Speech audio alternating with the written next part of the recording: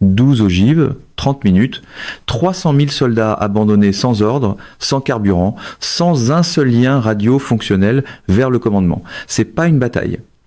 C'est l'ablation chirurgicale du système nerveux d'une armée pendant que son corps tient encore debout sur le terrain. Au cours des 18 dernières heures, quelque chose s'est produit au Moyen-Orient que les analystes occidentaux, les planificateurs du Pentagone et les responsables du renseignement américain avaient classé comme un scénario à court terme presque impossible. L'Iran a déployé 12 ogives RS 28 Sarma contre l'ossature opérationnelle des forces de défense israéliennes Tsahal. Ce ne sont pas des missiles régionaux.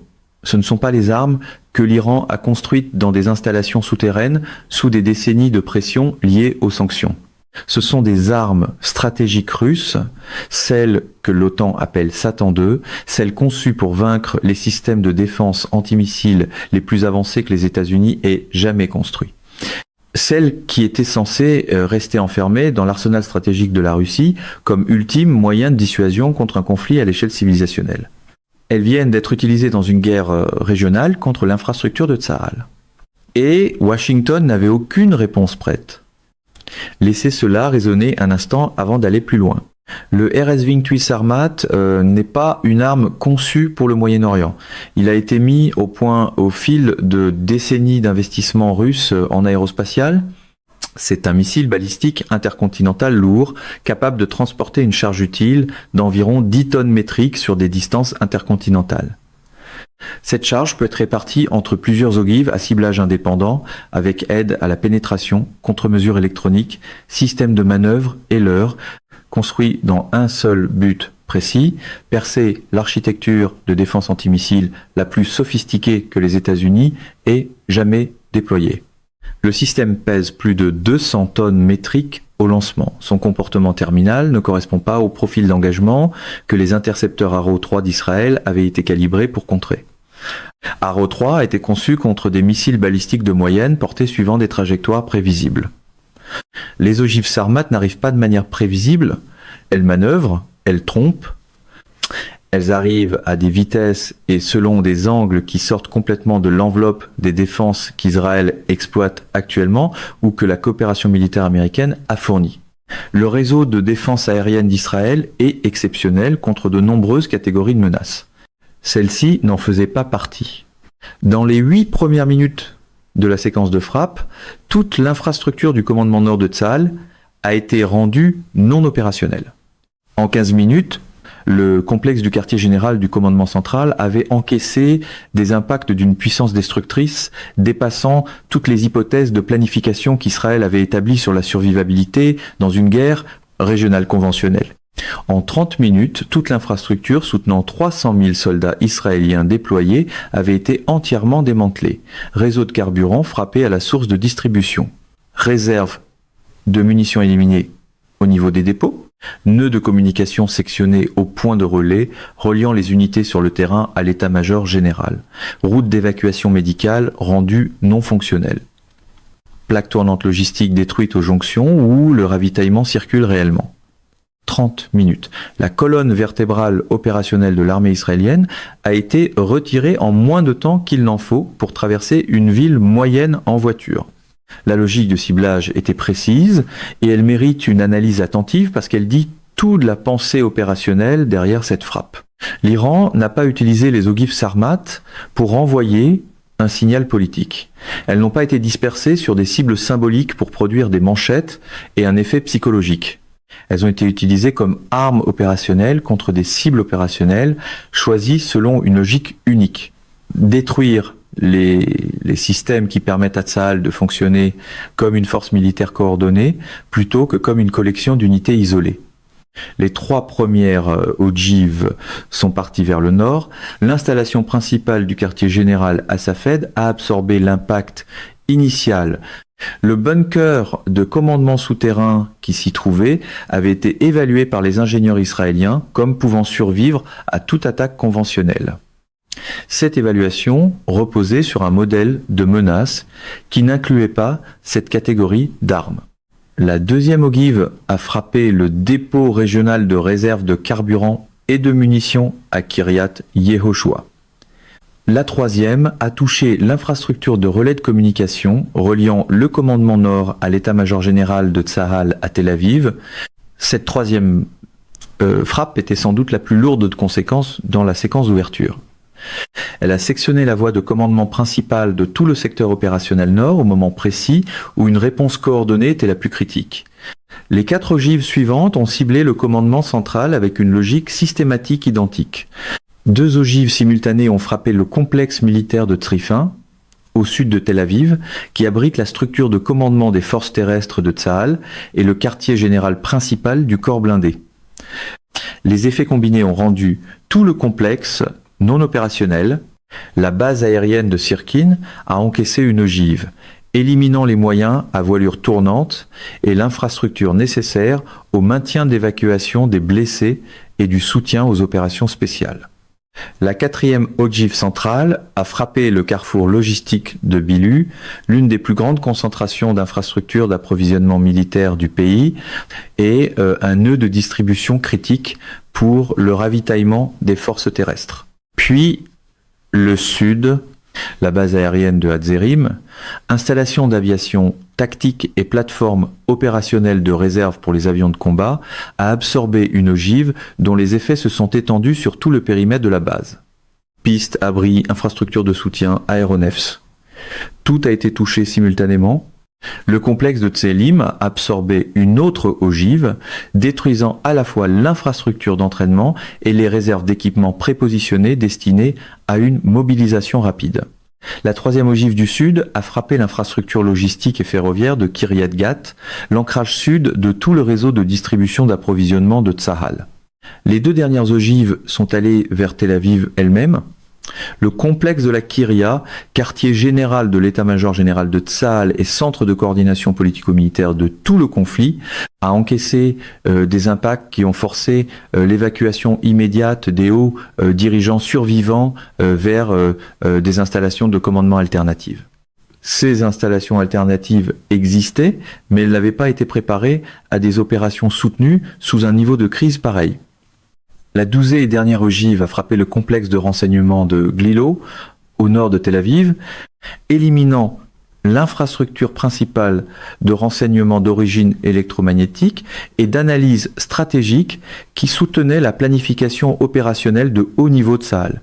12 ogives, 12 cibles, 0 redondance laissée intacte. Maintenant, comprenez ce que cela signifie réellement pour les 300 000 soldats de Tsahal actuellement déployés dans des secteurs opérationnels actifs. Ils n'ont pas été vaincus au combat, leurs armes fonctionnent encore, leurs unités individuelles conservent une capacité de combat au niveau tactique, une brigade avec des munitions peut combattre, un bataillon avec du carburant peut se déplacer, une compagnie avec des radios fonctionnelles peut défendre une position. Mais aucune de ces capacités au niveau des unités ne peut remplacer ce qui a été détruit. Sans commandement central, sans flux logistique, sans synchronisation opérationnelle à l'échelle du théâtre, ces formations deviennent des îlots isolés de puissance de combat. Elles peuvent résister temporairement, elles peuvent survivre avec leur stock organique jusqu'à épuisement, mais elles ne peuvent pas exécuter une campagne à l'échelle du théâtre.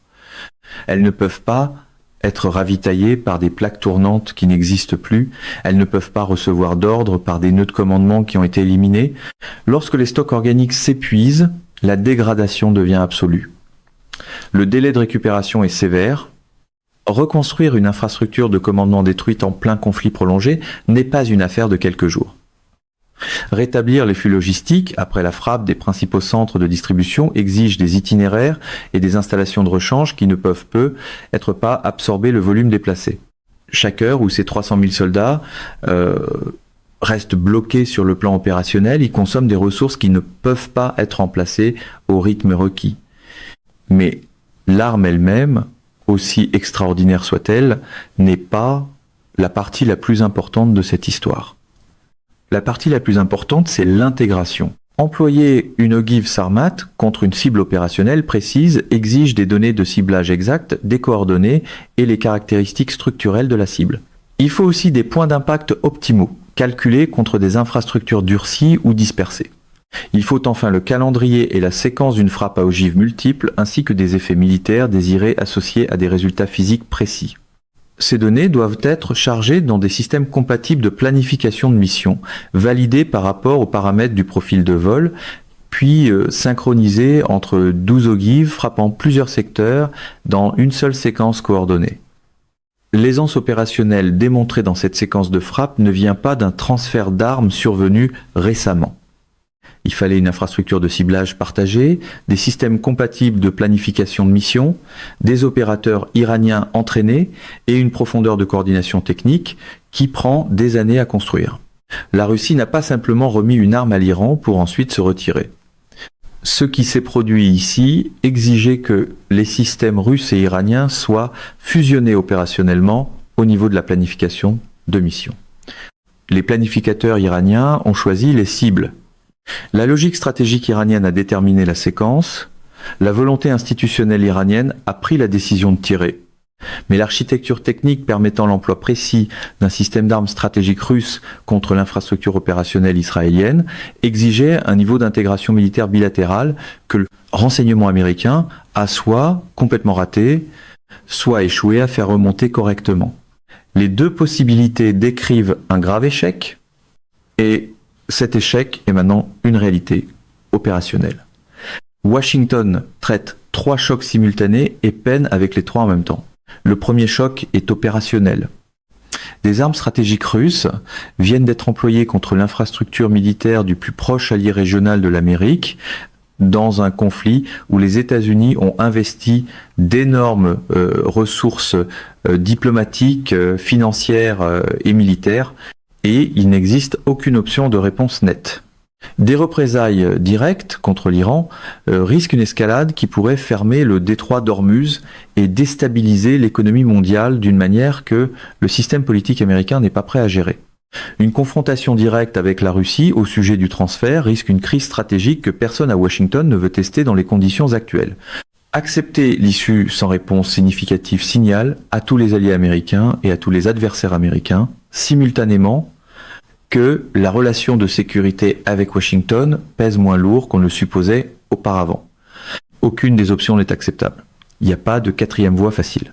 Le deuxième choc est celui du renseignement. Ce transfert ne s'est pas produit du jour au lendemain. Intégrer des ogives Sarmat dans les systèmes de ciblage iraniens exigeait de la formation, du travail de compatibilité logicielle, une infrastructure de soutien technique et, au minimum, des mois de préparation opérationnelle. Ce processus aurait dû générer des signaux. Soit ces signaux ont été recueillis sans être correctement analysés, soit ils ont été analysés sans être transmis adéquatement dans la chaîne de commandement, soit ils ont été transmis et l'évaluation était fausse. Chaque possibilité pointe vers un échec à un niveau institutionnel sérieux. Le troisième choc est celui du précédent. Si la Russie est prête à transférer des armes stratégiques à un partenaire régional opérant sous pression militaire appuyée par les États-Unis, alors chaque engagement de sécurité américain dans le monde doit être examiné face à la possibilité que l'adversaire de l'autre côté ait accès à des capacités que Washington n'avait pas incluses dans son évaluation de la menace. La Corée du Nord regarde cela, la Chine regarde cela. Chaque État qui évalue actuellement les conditions de sa relation avec la puissance américaine regarde cela et en tire des conclusions. Pékin, en particulier, étudiera cette issue avec une attention exceptionnelle. La démonstration qu'un transfert d'armes stratégiques d'une grande puissance à un partenaire régional peut submerger une architecture défensive soutenue par les États-Unis offre un modèle. Taïwan, la mer de Chine méridionale, l'ensemble du Pacifique. Les planificateurs militaires chinois ne regardent pas cela comme une théorie. Ils le regardent comme une donnée du monde réel qu'aucun jeu de guerre ne pourrait reproduire avec la même fidélité. Et dans tout le monde en développement, le message est tout aussi lisible. Dans le système international actuel, la souveraineté exige soit un alignement réel avec une grande puissance capable de fournir un véritable soutien sécuritaire, soit la construction d'une capacité indigène assez forte pour dissuader de manière indépendante la pression extérieure. L'Iran a démontré, à travers 5 décennies de sanctions, de sabotage, d'assassinats et de pression militaire, que la coercition extérieure ne produit pas la capitulation. Elle produit un durcissement institutionnel.